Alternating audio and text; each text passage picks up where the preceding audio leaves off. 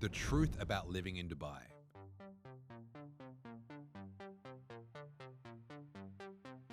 And it's not what you think. I left Australia in 2022. I moved to Dubai for the taxes, the lifestyle, and the business opportunities. And after 2 years, I left Dubai. Today, I'm sharing the 5 raw lessons in Dubai that no one tells you. Dubai is the safest country in the world. When I was living in Dubai, I never locked the front door of my house. My passport, my wallet, my car keys, all on the living room table. No care in the world. We had maids come in and out, no cameras, because we know the laws in Dubai are so strict that if anything were to happen and you were found out, let's just say the government doesn't play. What's really interesting is that when you walk in the city of Dubai, no matter the weather, you'll see women dressed full clothing because predominantly it's a very conservative city. In contrast, if you're in New York, LA, Miami, and you go out on the weekend, you'll naturally see women in miniskirts, guys being drunk on the street. You don't see that in Dubai at all. You don't drink at all on the street. To buy drinks, you would have to go pretty far to find a place that sells liquor. There's no homeless people, there's no drugs, there's no alcohol on the roads. It is the safest city in the world. I've lived there for 2 years and I've yet to see a crime committed. I wouldn't even know about it. In contrast, when I was at Venice Beach in LA, I would see one Mexican guy get jumped by 10 American dudes and everyone was walking by like it was just another day. And every time I'm walking around America or even Canada sometimes, I'll have to look over my shoulder because I don't feel safe. And I carry myself pretty well. I do boxing, pretty physically fit. And even then, I still have to look over my shoulder. In Dubai, you can have jewelry, you can have a Rolex, you can wear expensive things and not worry about getting robbed. I can't do it justice. You will just have to go there to feel it. They say New York is the city that never sleeps. I beg to differ. Dubai is hustle culture. It's work, work, work, sleep, work, work, work, sleep. I remember when I was in Dubai during summer. This is like 45, 50 degree weather. There's nothing to do. You walk outside, you start sweating because it's that hot. So what do? You just stay home and you work. And what I've discovered is that when I'm back home in Australia or when I'm in Canada, when I'm working, sometimes I'll tend to just see what everyone else is doing on their Instagram stories. People are out, people are having fun, people are out on the beaches, surfing. In Dubai, everyone's working. Their story highlights is work. So you can work 12, 14-hour days in Dubai and not have the FOMO of missing out on fun. Work is fun. Work is work. Work is life. So if you're a highly ambitious person and you're stuck in a city that doesn't have that driven mentality, coming to Dubai will absolutely help you. Now, I would say in terms of how much money you need to live there, you need to be making at least $10,000 to $15,000 a month.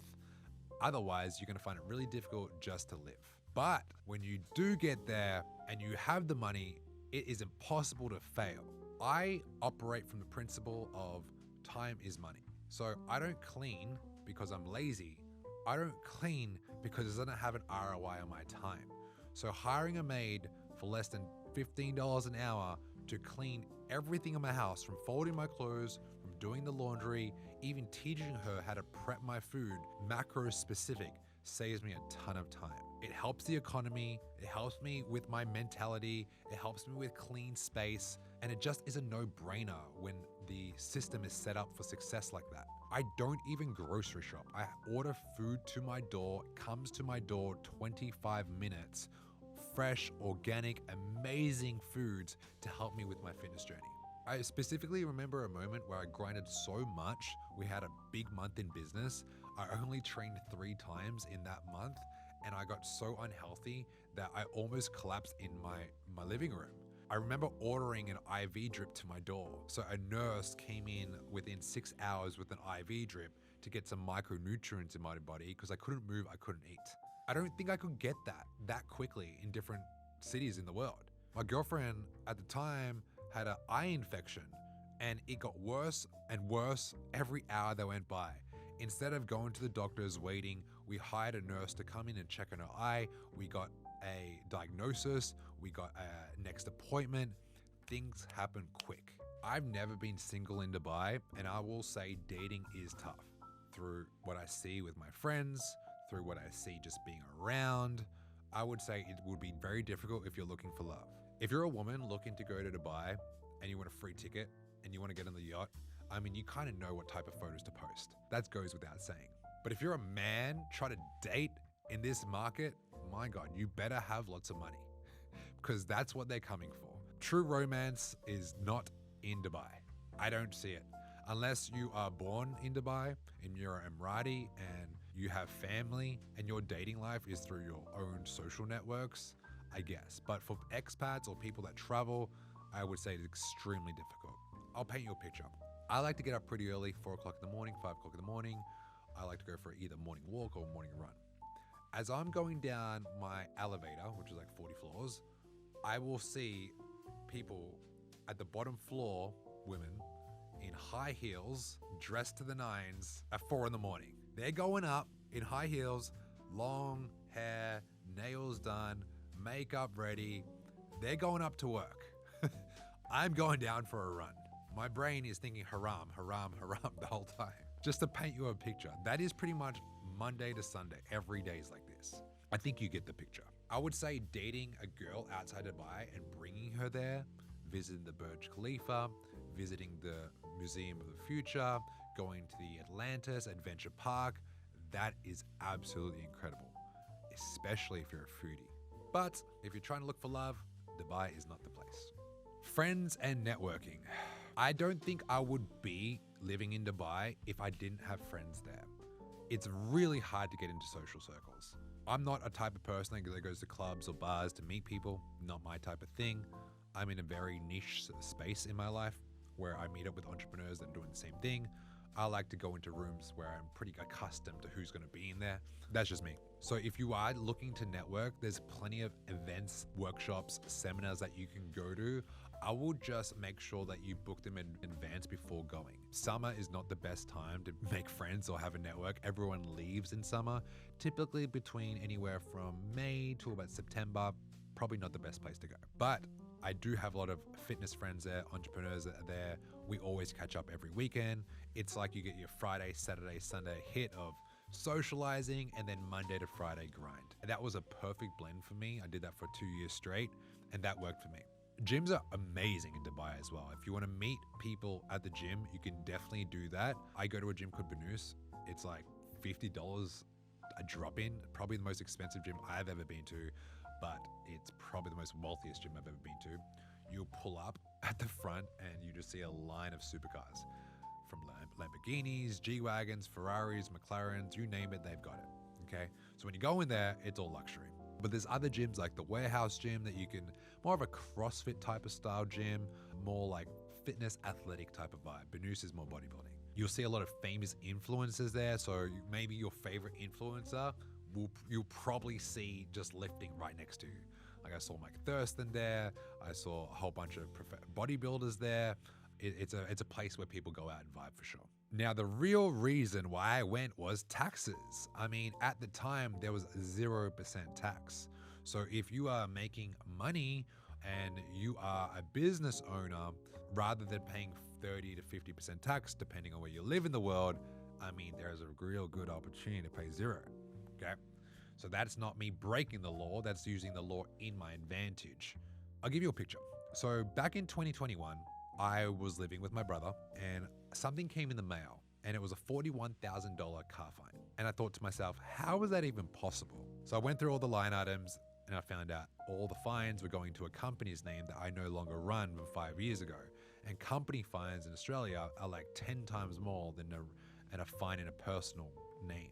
So I had to deal with that in court. But while that was happening, I went from 4,000 followers on Instagram to 200,000 followers on Instagram in 3 months. We had a lot of demand for our program. And then I knew that that $41,000 wasn't going to be anything in comparison to what we were going to make in the next 6 to 12 months. In that same month, I invested $40,000 to a mentor to help me monetize this new following.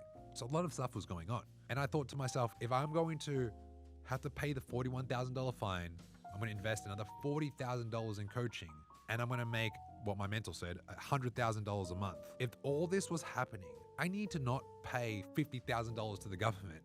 That's all I could be thinking of. So I had a few friends in Dubai that told me that if I came, that would help me set up my business. So at the time, 0% tax. Now it's 9% corporate tax based on the profits you earn in the year. So there's no country in the world that has a setup like that. And I'm saying there's no country in the world that is livable for X period of time that's set up like that. So I'm going to take advantage of it. For example, if you're investing into the stock market or in cryptocurrency, when you take your profits out, you don't pay tax on that in the Dubai market. So this is the reason why I went, and is the reason why I'm still running out of Dubai and why I'm still going there every 6 months to renew my residential visa. It is a cheat code. I don't know how long this is going to last. It's almost too good to be true. I know lots of friends that are going there right now are setting up their business because they want the same thing. And I believe that it's only possible because the country is full of wealth.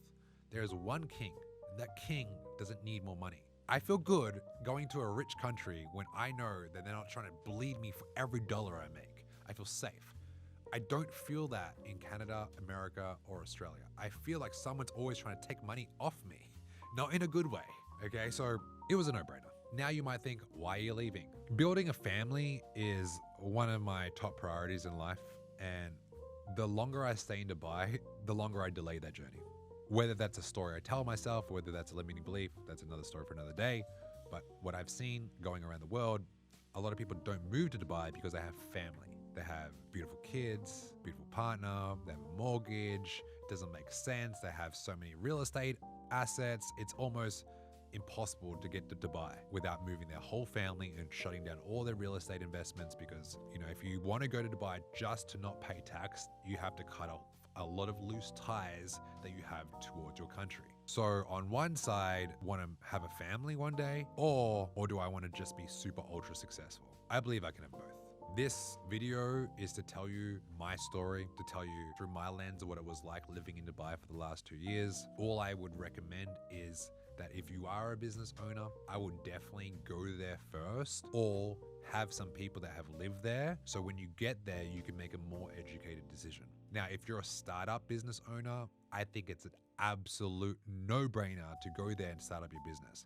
It's going to cost you anywhere from $10,000 to $15,000 if you're just a solo business owner. And that way, any money that you make going forward is yours. So I want to know, would you ever live in Dubai? Have you visited Dubai before? What questions do you have? Comment below. I'm going to keep doing these type of videos where I get to share my life experiences, not just like what I know about fitness and health, because I've been doing that for 13 years. So anytime you like, subscribe, or comment, I will know to do more of these videos. I'll see you on the next episode.